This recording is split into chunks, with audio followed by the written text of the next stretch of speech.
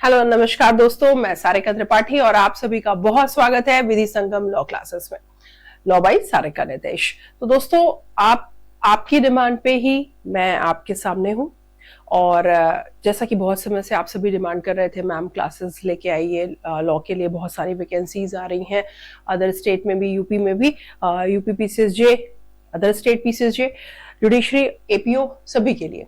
तो लीजिए दोस्तों, अब मैं सामने हूं आपके अपनी ऑनलाइन क्लासेस के माध्यम से, जो कि है लॉ बाई सारिका नितेश और इस विधि संगम क्लासेस। और इस क्लास में दोस्तों मैं आपको आज से जो स्टार्ट कर रही हूँ बीएनएस पढ़ाऊंगी, जो कि बहुत दिन से आप डिमांड कर रहे थे और आपने काफी कुछ पढ़ा भी होगा, लेकिन अब मेरे साथ कुछ रिविजन, कुछ मेन टॉपिक्स और कुछ मेरे से भी कुछ नॉलेज लीजिए। इंडियन पैनल कोड को रिपील करते हुए, इंडियन पैनल कोड 1860 यानी भारतीय दंड संहिता 1860 को निरसित करते हुए ये बीएनएस यानी कि भारतीय न्याय संहिता 2023 आपके सामने है।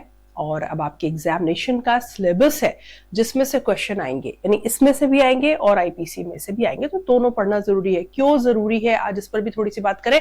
इसलिए क्योंकि दोस्तों जो पुराने मामले हैं उन पर अभी भी आईपीसी ही लागू होगी, तो तमाम एग्जामिनेशन के सिलेबस में आईपीसी के साथ साथ दोस्तों आपका बीएनएस भी सिलेबस का पार्ट है, राइट। तो ठीक है, कुछ एक्ट्स मैं, कुछ नितेश त्रिपाठी सर इस चैनल यानी विधि संगम लॉ क्लासेस में हम दोनों मिलके आपको देते रहेंगे और आपके सिलेक्शन तक आपके साथ रहेंगे।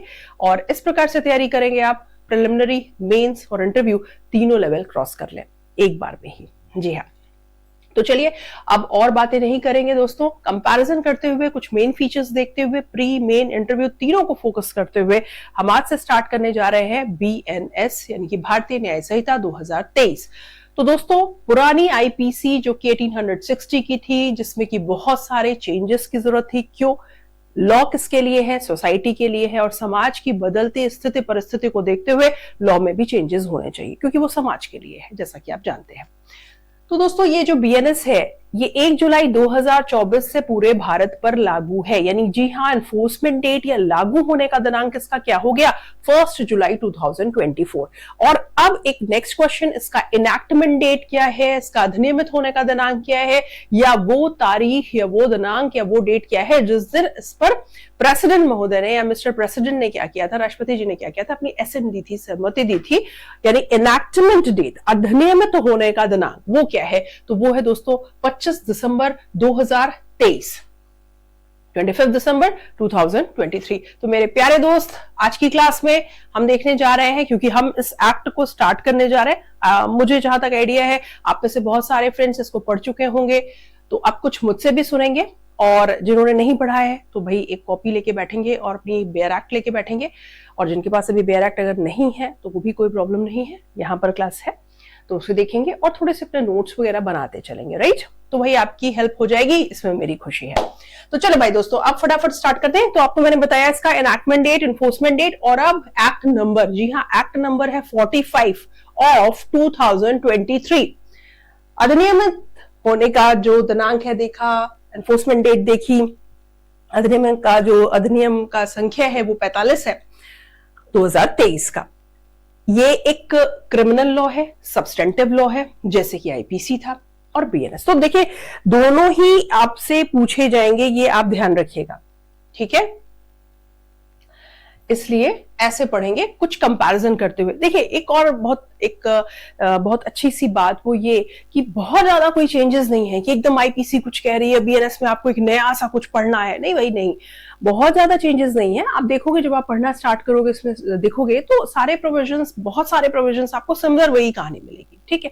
कुछ जगह रिपील हुआ है, पुराने आईपीसी में था, यहाँ नहीं है, कुछ जगह कुछ चीजें एड ऑन की गई हैं, सेक्शंस में हेर फेर हो गई हैं, तो थोड़ा सा यहाँ आपको वर्क करना है। और प्री और मेंस, मैंने कहा दोनों को हम देखते हुए काम करेंगे। तो प्रिलिमिनरी एग्जामिनेशन में क्या क्वेश्चंस बनते हैं और वहीं मेंस में क्या करते हैं। जो फर्स्ट इंपॉर्टेंट क्वेश्चन है दोस्तों वो ये है कि key features of BNS, what are key features of BNS, यानी कि बीएनएस के जो विशेषताएं हैं, जो मुख्य लक्षण है, मुख्य विशेषताएं वो क्या है वो बताना है। तो इसमें हमें बहुत सारी एक कंपैरिजन करते हुए बहुत सारे पॉइंट्स को देखेंगे। तो चलिए स्टार्ट करते हैं। तो देखिए दोस्तों, the BNS introduces a number of pivotal changes that are designed to improve the efficiency and responsiveness the criminal justice system. Here are some of the most important aspects. तो बीएनएस ने कई महत्वपूर्ण बदलाव किए दोस्तों। किस लिए? न्याय प्रणाली में। मैंने आपको बताया ना, विधि समय के साथ चेंज होती जाती है जैसे जैसे समाज में चेंजेस आते हैं। इवन दो कोई भी लॉ, इवन दो हमारा कॉन्स्टिट्यूशन, ये सब चेंज होते जाते हैं, इनमें चेंजेस किए जाते हैं अमेंडमेंट के माध्यम से।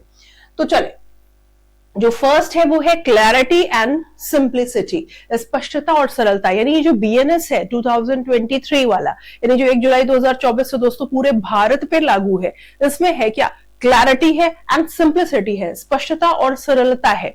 भाई वो 1860 की थी, अंग्रेजों के शासनकाल की थी आईपीसी, ठीक है। तो लॉर्ड मैकॉले के द्वारा जो है ड्राफ्टिंग वगैरह हुई थी। तो the BNS aims to simplify the legal language and structure to make it more accessible for both general public and lawyers. दोनों के लिए भाई, जनरल पब्लिक के लिए, आम जनता भी इसको पढ़ सुन समझ सके, और लॉयर्स यानी हम आप जो एक वकील वर्ग है, जो एक अधिवक्ता वर्ग है, जिससे कि विधि में पारंगतता होती है, जिससे कि इसका इंटरप्रिटेशन आता है, अर्थान्वयन आता है, उसके लिए भी general public and lawyers, right. तो टू रिड्यूस एम्बिग्विटी यानी कि कोई भी असंदिग्धता न रह जाए, कोई डाउट न रह जाए। तो the BNS includes clearer terminology and a simplified procedural guidelines. तो इसमें जो टर्मिनोलॉजीज हैं, जो गाइडलाइंस हैं, वो कैसी हैं? बहुत सिंपल है, जिससे कि हर कोई समझ सकता है। नाउ नेक्स्ट वन, जी हाँ, हम देख रहे हैं की फीचर्स। तो ये सब अभी फर्स्ट आपने देखा है, and now this one is second. So modernised crimes and punishments. अब चूंकि समय के साथ जैसे जैसे टेक्नोलॉजी बढ़ रही है, जैसे जैसे साइंस में डेवलपमेंट हुए हैं, ग्रोथ हुई है, बहुत सारे जो है नई नई चीजें हमारे समाज में आई हैं, जैसे कि आप देख रहे हैं टेक्नोलॉजी, साइबर क्राइम्स, ये सब। तो इनको लेके तो the new code reflects the values and norms of modern society in its classification and punishment, right. अब आपने पहले की आईपीसी में देखा होगा कि बड़ा कम सा पनिशमेंट है। आपको भी लगता होगा यार ये क्या है, मतलब ऐसे पनिशमेंट का क्या मतलब, कौन ही डरेगा, है ना। और लॉ किस लिए है, उसमें पनिशमेंट प्रोविजन किस लिए है? कुछ इसलिए भी तो है ना कि ये चीजें रोकी जा सके, इंसान के मन में थोड़ा सा तो भय हो। तो चलो भाई, the new code gives special attention to crimes relating to technology and cyber threats and recognition of their increasing prevalence and impact. तो भाई देख लो, ये याद रखना है कि वर्गीकरण और दंड में इसने आधुनिक समाज के मूल्यों और मानदंडों को दर्शाती है। समाज के मूल्य समय के अनुसार बदलते रहते हैं, ठीक। तो उसके हिसाब से विधि होनी चाहिए, जैसा कि बीएनएस में किया गया है। और नई संहिता यानी कि ये जो बीएनएस है, द भारतीय न्याय संहिता 2023 है, इसमें दोस्तों प्रौद्योगिकी और साइबर खतरों से संबंधित अपराधों पर विशेष ध्यान देती है। क्यों?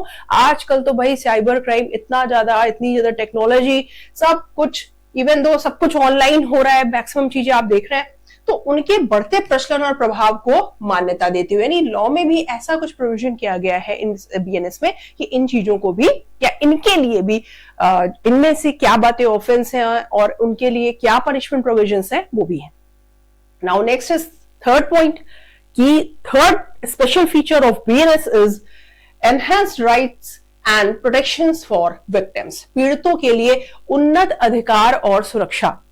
किसके लिए? जो पीड़ित है। जी हाँ, पीड़ितों के लिए यहाँ स्पेशल बात की गई है। जो विक्टिम है, जिसे आप पढ़ते थे कि जिसको कुछ इंजरी हुई है, ठीक, तो उस या उसके जो है अगर किसी भी प्रकार की क्षति हुई है, जो पीड़ित है, तो उसके अधिकार और सुरक्षा की बात इस बीएनएस में की गई है। The rights and protections of victims are given more importance. The BNS includes provisions for victim support and compensation, ensuring that prosecution and victim welfare are treated equally।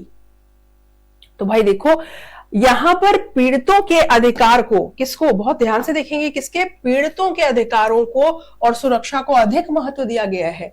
भाई ठीक है, आपने जिसने ऑफेंस किया, हम आईपीसी की बात करें अगर, तो हम जिसने भी ऑफेंस किया उसको सजा दे दी, तो क्या केवल सजा देना ही है? जिसके जो पीड़ित है, जो विक्टिम है, उसके साथ क्या होगा, उसकी भरपाई कैसे होगी? तो जी हां, बीएनएस ने दोस्तों वहीं पे ये काम किया है कि इस पीड़ित के अधिकारों को और सुरक्षा दी गई है, उसको महत्व दिया गया है, और बीएनएस में पीड़ित सहायता और मुआवजा के प्रावधान शामिल है, ये ध्यान रखेंगे। ठीक है, तो सहायता के और मुआवजा के प्रावधान शामिल हैं। अच्छा, किसी को कुछ अगर याद आ रहा हो तो अपने दिमाग में ही रखते हुए या कमेंट करके जरूर बताएंगे कि कहीं आईपीसी में कुछ पढ़ा था क्या, कहीं मुआवजा पढ़ा था, है ना, कहीं पढ़ा था क्या, या कहीं मुआवजा पढ़ा है, कुछ आप कंपैरिजन कर पा रहे हैं, कुछ याद आ रहा है आपको? चलो, तो यह सुनिश्चित करते हुए कि अभियोजन और पीड़ित कल्याण को समान रूप से माना जाता है। ठीक है, किसको? अभियोजन और पीड़ित कल्याण को समान रूप से माना जाता है। प्रोसिक्यूशन जो कि दोस्तों क्या कर रहा है? प्रोसिक्यूट कर रहा है, राइट। चलिए, तो अब देखेंगे next point, fourth, special provisions for women and children. जी हाँ, अब पूरी आईपीसी में क्या था वो तो अलग बात है कि ठीक है, आपने वहां महिलाओं के लिए भी पढ़ा, कुछ बच्चों के लिए भी पढ़ा, बट हम बीएनएस की जब बात कर रहे हैं, जी हाँ, कंपैरिजन करके आगे के प्रोविजंस में हम इसे देखेंगे, लेकिन अभी आपको की फीचर्स अगर लिखने को आ जाए मेन एग्जामिनेशन में तो क्या लिखोगे, और फटाफट लिखोगे क्योंकि बहुत टाइम नहीं होता, नहीं पेपर छूट जाता है। तो महिलाओं और बच्चों के लिए विशेष प्रावधान है इसमें, बीएनएस प्रोटेक्ट्स, तो आपको बताना है यहाँ पे कि women and children by addressing the needs of vulnerable groups, जो जरूरतमंद वर्ग है तो उसकी जो भी नीड्स है उनको पूरा करने के लिए उनको सुरक्षा दी गई है। तो देखिए, the BNS includes tougher penalties for crimes like sexual harassment, human trafficking and domestic abuse. तो अब आप देखोगे कि यहां पर और क्या पनिशमेंट्स और बढ़कर मिलेंगे। मैंने कहा कि पिछले एक्ट कोड में, आईपीसी में आपको दिखता था कि यार ये क्या पनिशमेंट है, छोटा सा थोड़ा सा, तो जी नहीं, यहां अब आपको ज्यादा पनिशमेंट देखने को मिलेगा। तो बीएनएस कमजोर समूह की जरूरतों को पूरा करके महिलाओं और बच्चों की सुरक्षा करता है, और बीएनएस में यौन उत्पीड़न, मानव तस्करी और घरेलू दुर्व्यवहार जैसे अपराधों के लिए कठोर दंड शामिल है। Now next point is fifth. ये क्या है दोस्तों? ये है यहां पर डिस्क्रिमिनलाइजेशन किया है, किसके लिए? फॉर माइनर ऑफेंसेस, छोटे अपराधों के लिए गैर अपराधीकरण। अब बहुत छोटा सा है तो क्या उसको अपराधी डिक्लेयर कर देना है? तो ये यहां पे देखेंगे, तो BNS proposes decriminalisation, BNS proposes decriminalizing certain minor crimes to recognize the court system and allow it to focus on more serious crimes. Recognize the court system and allow it to focus on more serious crime. जी हाँ, छोटे अपराधों के पीछे पड़ने की जगह आप जो मोर सीरियस क्राइम्स हैं उन पर फोकस करें। बीएनएस ने उस पर फोकस किया है। तो these minor offenses can be dealt with through fines or administrative sanctions instead of lengthy legal proceedings. अब जैसा कि आप देखते हैं कि लेंदी लीडिंग प्रोसीडिंग्स है, जिसकी वजह से क्या हो रहा है, पीड़ित की तो बेचारे की हालत वैसे ही खराब थी और खराब हो गई, और जो क्रिमिनल्स हैं उनके ऊपर कोई खास फर्क नहीं पड़ रहा है। तो यहां पर आप देख रहे हैं कि न्यायालय प्रणाली को कम करने और उसे अधिक गंभीर अपराधों पर ध्यान केंद्रित करने की अनुमति देने के लिए कुछ छोटे अपराधों को गैर अपराधीकरण करने का प्रस्ताव करता है, क्योंकि वो पेटी ऑफेंसेस हैं। इसको आपने कहां पढ़ा था आईपीसी में? मुझे पता है कि आप में से बहुत सारे पहुंच गए होंगे जनरल एक्सेप्शन में, ठीक है, कि वहां पे भी आपने कहीं एक प्रोविजन पढ़ा है कि छोटे ऑफेंसेस के लिए पनिशमेंट प्रोविजन नहीं होता। तो इसके लिए एक मैक्सिम भी है दोस्तों, जो आपके दिमाग में आ रही होगी, मतलब एक तो आपने पढ़ी हुई है, आईपीसी में भी पढ़ी है, जी हाँ, डी मिनिमिस नॉन क्यूरेट लेक्स, याद आई? कौन सा सेक्शन है वो कमेंट करके बताएंगे। चलो, तो इसके अलावा यहां पर आप स्पेशली देख रहे हो बीएनएस में कि इन छोटे अपराधों को लंबी कानूनी कार्यवाही के बजाय जुर्माना या प्रशासनिक प्रतिबंधों के माध्यम से निपटाया जा सकता है। क्या मतलब कि देखिए भाई, यहाँ पे गैर अपराधीकरण करने का प्रस्ताव करता है और छोटे अपराध है, तो क्या मतलब कि लंबी लंबी कानूनी प्रक्रिया चलाई जाए, बल्कि क्या किया जाए, उसकी जुर्माना दे दे, प्रशासनिक प्रतिबंध के माध्यम से उसको निपटाया जा सके। नेक्स्ट है 6, स्ट्रीमलाइंड लीगल प्रोसेसेस, सुव्यवस्थित कानूनी प्रक्रियाएं। तो यहां पर आप देख रहे हैं कि बीएनएस का उद्देश्य ऐसे तंत्रों के माध्यम से न्यायिक प्रक्रिया को गति प्रदान करना है जो मामलों को तेजी से हल करने की अनुमति देते हैं। इसमें वैकल्पिक विवाद समाधान विधियां और प्रक्रियागत देरी में कमी शामिल है। यानी कि अब कुल मिलाकर ऐसे समझे कि बीएनएस में क्या किया गया है कि जो लंबी लंबी प्रोसीडिंग्स चलती थी जिससे किसी को कोई फायदा नहीं होने वाला था, उनको कम करके यहां पर न्यायिक प्रक्रिया को गति प्रदान की गई है। तो the BNS aims at expediting the judicial process through mechanisms that allow cases to be resolved faster. This includes alternative dispute resolution methods and a reduction of procedural delays. जो procedural delays होती थी उनको कम करने के लिए यहाँ पे ऐसे कुछ प्रोविजंस किए गए हैं। मतलब ये आप की फीचर्स देख रहे हो, एक तरह से आप कह सकते हो कि यहाँ पर डिफरेंस देखने को मिल रहा है आपको आईपीसी एंड बीएनएस,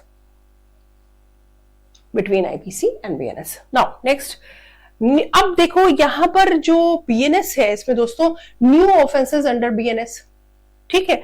तो कुछ नए ऑफेंसेस बीएनएस में लाए गए हैं। अभी आपने कुछ की फीचर्स देखे, अब बीएनएस में वहीं पे, जी हाँ, ये भी एक की फीचर ही है, इसका स्पेशलिटी है इसकी कि यहां कुछ नए ऑफेंसेस लाए गए हैं, ठीक है। तो ये क्या है, जैसे promise to marry, Clause 69 criminalizes deceitful promises to marry, addressing love jihad. It also includes consensual homosexual activity and is punishable by imprisonment of up to 10 years. 10 years.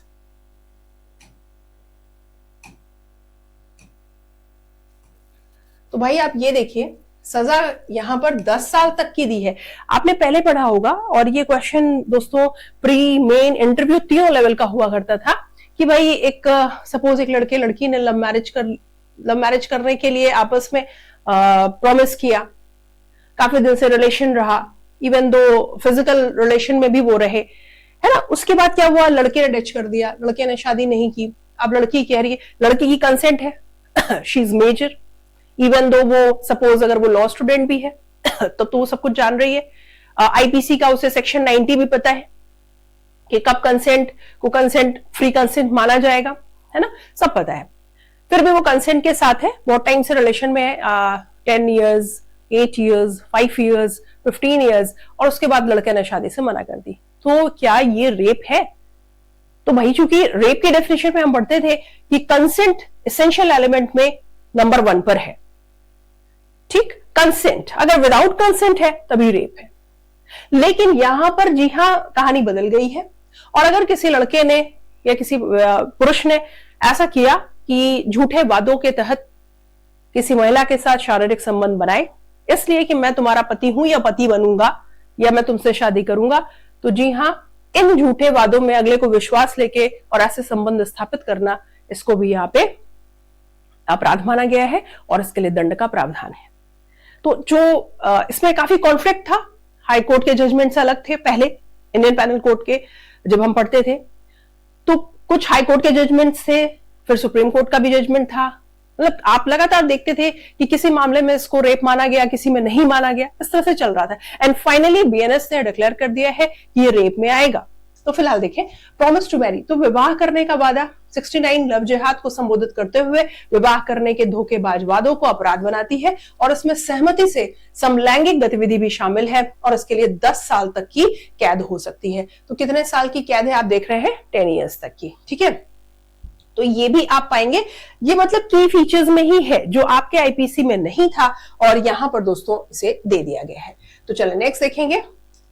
अच्छा, जब भी कभी हम पढ़ते थे तो हमें बड़ा अजीब सा लगता था, आपको भी लगता रहा होगा, हमारे साथ के लोगों को भी लगता था कि यहां पर इसे रेप क्यों नहीं मानना चाहिए। चलो तो देखेंगे, मॉब लिंचिंग, ठीक है। तो the bill codifies crimes linked to mob violence and hate crimes, punishing offenders from life imprisonment to death. जी हां, ध्यान रखिएगा, यहां पर आप डेथ पनिशमेंट देख रहे हैं कि डेथ तक के लिए है प्रोविजन।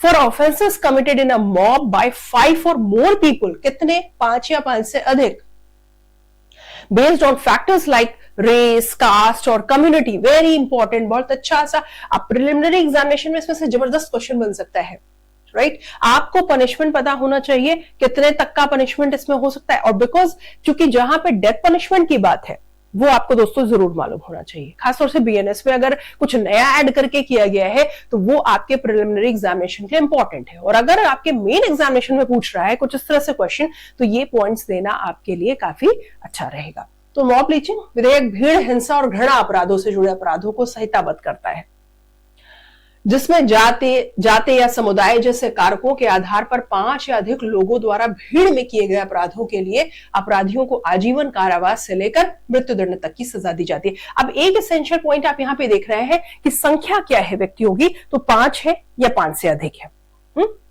और इसमें दंड कितना है ये जरूर आप ध्यान में रखेंगे। चलिए नेक्स्ट देखेंगे।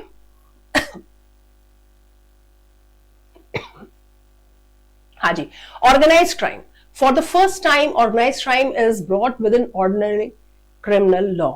जी हाँ, पहली बार आपको बीएनएस में ऑर्गेनाइज्ड क्राइम देखने को मिलेगा। The punishment for attempted and committed offences ranges from 5 years up to life imprisonment or death based on whether there is a death involved.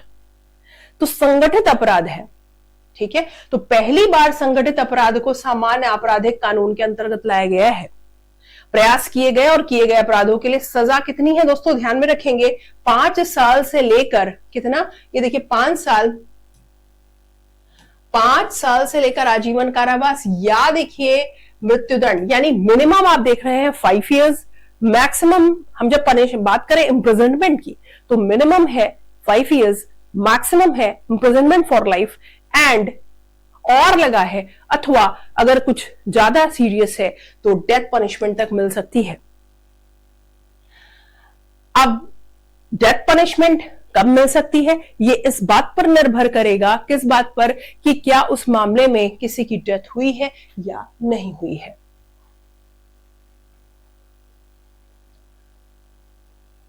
Petty organized crime, a separate category, criminalizes offenses such as theft, snatching and cheating, unauthorized selling of tickets और unauthorized gambling and selling public examination question paper। जी हाँ, ये देखिए इतना हंगामा, paper leak हो रहे हैं, आए दिन पेपर लीक हो रहे हैं, तो भाई ये सब भी क्या है, ऑफेंस है, मगर इनके लिए आप कहीं पे कोई प्रोविजन नहीं पा रहे हैं अगर, तो स्पेशली बीएनएस में इसको स्पष्ट रूप से दिया गया है।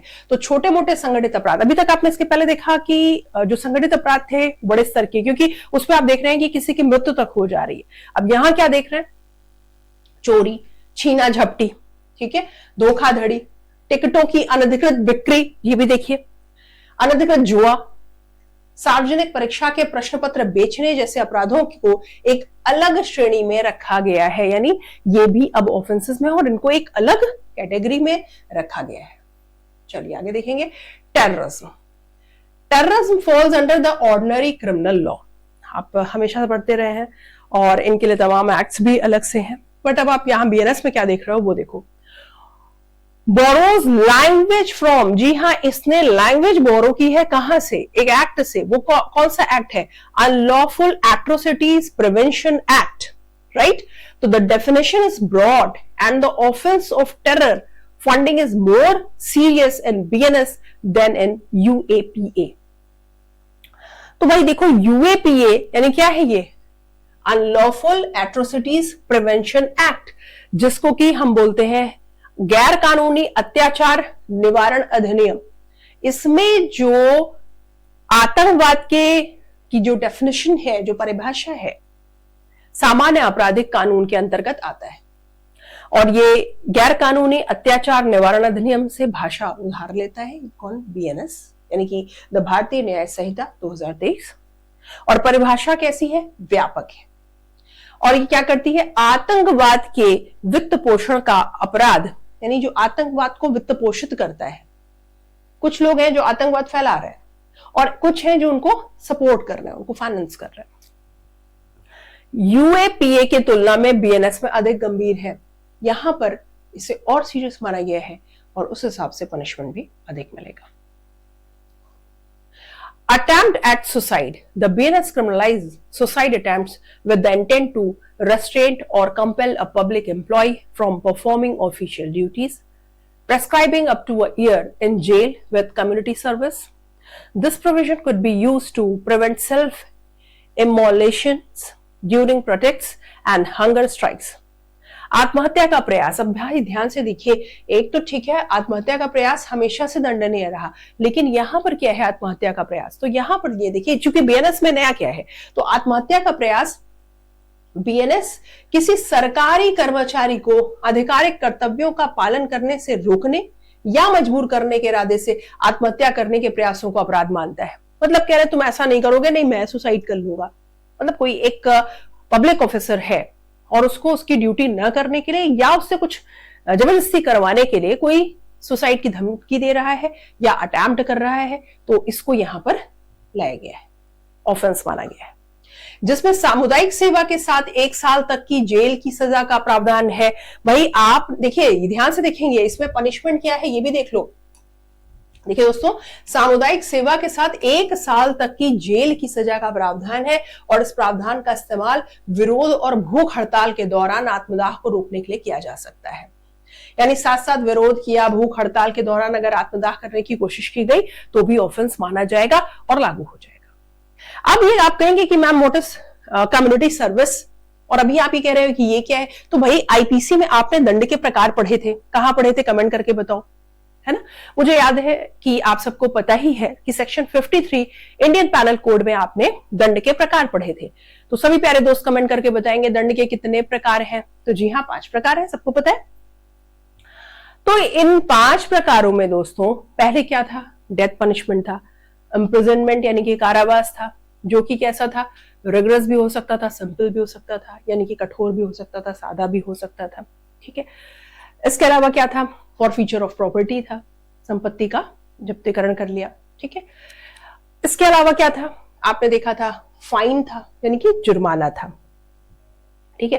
तो फॉरफीचर ऑफ प्रॉपर्टी आपने देखा, तो डेथ था, इम्प्रिजनमेंट था, प्रॉपर्टी फॉरफीट की जानी थी, फाइन था, कुल मिलाकर आप देखते थे कि 5 प्रकार के, और इम्प्रिजनमेंट फॉर लाइफ था, यानी कि आजीवन कारावास, डेथ, इम्प्रिजनमेंट फॉर लाइफ, और फिर आप देखते थे इम्प्रिजनमेंट विच में भी रिग्रेस और सिंपल, और फिर फॉरफीचर ऑफ प्रॉपर्टी, और फिर फाइन। ये 5 आपने देखे। अब दोस्तों बीएनएस में ये दंड के प्रकार 5 नहीं बल्कि 6 हो गए हैं। वहीं पे कुछ राज्यों में पहले, जैसे कि राजस्थान राज्य यानी राजस्थान हाई कोर्ट, दंड के प्रकार को कितना मानता था दोस्तों, पहले ये 6 मानता था, तो अब कितना मानेंगे, राजस्थान हाई कोर्ट कितना मानेंगे, इसे अब 7 मानेंगे, क्योंकि एक नया दंड जोड़ा गया है, दंड का प्रकार जोड़ा गया है। वो है किसमें जोड़ा गया है, बीएनएस में जोड़ा गया है। वो क्या है, वो है कम्युनिटी सर्विस यानी सामुदायिक सेवा। 1 महीने तक बच्चों को पढ़ाना है, अनाथालय में जाके पढ़ाना है, यहाँ सफाई करनी है, इनके साथ मिलकर काम करना है, आंगनबाड़ी में काम करना है, इस तरह से कुछ सजाएं जो कि कोर्ट के माध्यम से पहले भी दी जाती थी, बट अब स्पेशल इनके लिए प्रावधान है। अब किस सेक्शन में है बीएनएस में, आप मुझे कमेंट करके बताएंगे। तो मुझे पता है कि आप बता ले जाएंगे कि मैम ये सेक्शन 4 में दिया है बीएनएस में। तो इस तरह से कुछ जो मेन चीजें हैं थोड़ा सा आपको कंपैरिजन करके देखना है। तो चलिए, तो फिलहाल आप देख रहे हैं कि यहां पर अब सामुदायिक सेवा के बारे में दिया है। किस किस मामले में, अगर किसी ने सुसाइड अटेम्प्ट करने की अटेम्प्ट किया सुसाइड। चलो भाई आगे देखेंगे। डिलीटेड ऑफेंसेस, कुछ भाई एक मतलब हम लोग शुरू से खुश हो जाते हैं अगर कुछ सेक्शंस डिलीट हो जाए, रिपील हो जाए, तो जी हाँ कुछ ऑफेंसेस ही डिलीट हो गए हैं आपके बीएनएस में। आईपीसी में वो ऑफेंस है, लेकिन ध्यान देना आपके लिए तो भाई दोनों में क्वेश्चन आने वाला है, आईपीसी से भी आएगा, बीएनएस से भी आएगा, तो आपको तो जानना ही है सब, है ना। तो देखिए, unnatural sexual offences, section 377 has been repealed. तो आपने देखा था कि पहले क्या था, 377 को ये पूरी तरीके से अनकॉन्स्टिट्यूशनल नहीं था, ठीक, पार्शली था, ठीक। अब क्या है, इसे पूरी तरीके से हटा दिया। 377 जो कि होमोसेक्सुअलिटी को की बात करता था और उसके लिए पनिशमेंट प्रोविजन था, उसको पहले हटाया, लेकिन उसमें वहां पर एनिमल्स के साथ या विदाउट कंसेंट सेक्सुअल रिलेशन बनाए तो वो उसके लिए पनिशमेंट प्रोविजन था, लेकिन अब 377 को पूरी तरीके से रिपील कर दिया गया है, हटा दिया गया है। तो 377 has been repealed. This section criminalized homophobia as well as other unnatural sexual activities. There are concerns that its total omission could impact which addresses non-consensual acts, and especially since rape laws still remain gendered. तो भाई देखो कि यहाँ पर अप्राकृतिक यौन गतिविधियों को भी अपराध माना है, ऐसी चिंताएं हैं। अब इसकी वजह से चिंता क्या है? तो चिंता यह है कि इसे पूरी तरह से हटा दिए जाने से गैर सहमति वाले कृत्यों पर असर पड़ सकता है, और खासकर तब जब बलात्कार के कानून अभी भी लिंग आधारित हैं। अब आइए एडल्ट्री, जल्दी से कमेंट करके बताइए एडल्ट्री किस सेक्शन में थी? मुझे पता है सभी को पता होगा, जल्दी से कमेंट करिए। Adultery, the offence previously struck by the Supreme Court as unconstitutional in 2018 has been omitted from the BNS. व्यभिचार, सर्वोच्च व्यभिचार, या जिसको हम दोस्तों जारता कहते थे, है ना, याद आ रहा होगा आप सबको। मुझे कमेंट जल्दी लिख करें, कुछ आपको भी लिखने को मिलना चाहिए। तो एडल्ट्री का सेक्शन बताइए किस केस के माध्यम से सुप्रीम कोर्ट ने इसको क्या कर दिया था? अनकॉन्स्टिट्यूशनल, और इसको पहले ही हटा दिया गया था। बीएनएस में इसकी कोई जिक्र ही नहीं है, ठीक है।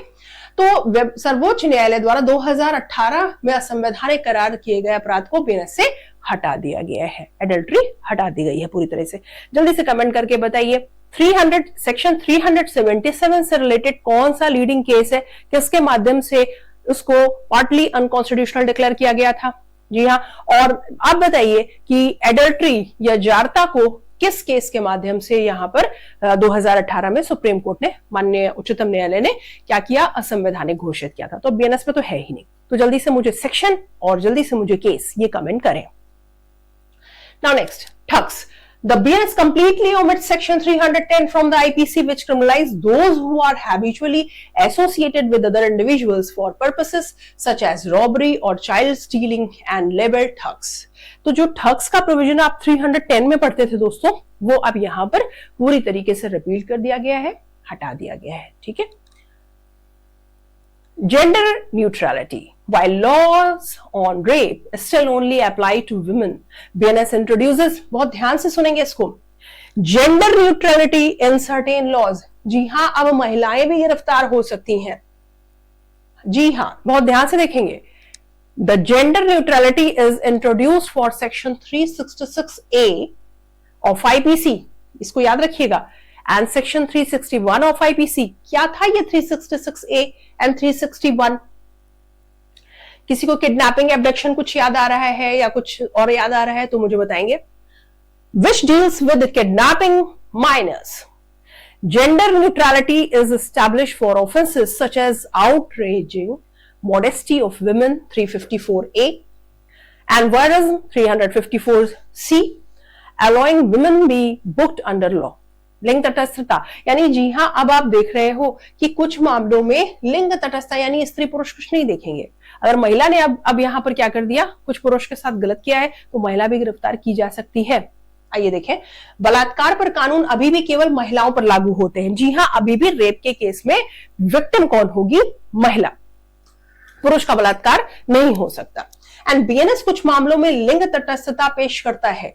लिंग तटस्थता आईपीसी की धारा 366A, आईपीसी की धारा 361 के लिए पेश की गई है, जो नाबालिगों के अपहरण से संबंधित है, महिलाओं की शील भंग करने 354 धारा 354 क, और दृश्यतिकता धारा 354 ग जैसे अपराधों के लिए लिंग तटस्थता स्थापित की गई है। अब ये देखिए, यहां पर इस मामलों में जो आप देख रहे थे 354A और 354C, दोस्तों इन मामलों में यहां पर लिंग तटस्थता यानी कि जेंडर न्यूट्रलिटी प्रस्तुत की गई है बीएनएस में, और अब इस मामले में महिलाओं को कानून के तहत गिरफ्तार किया जा सकता है। यानी कि वायरज्म, यानी कि किसी को घूरना और जिससे अगले को तकलीफ हो रही है ना, ऐसे तरीके से देखना कि जिससे अगले को एनोएंस हो रहा है, वो तो फिर उसको पहले के केसेस में जब आप आईपीसी में देखते थे तो केवल पुरुष ही गिरफ्तार होता था। यहां पर आप जेंडर न्यूट्रलिटी देखेंगे और महिला भी गिरफ्तार हो सकती है।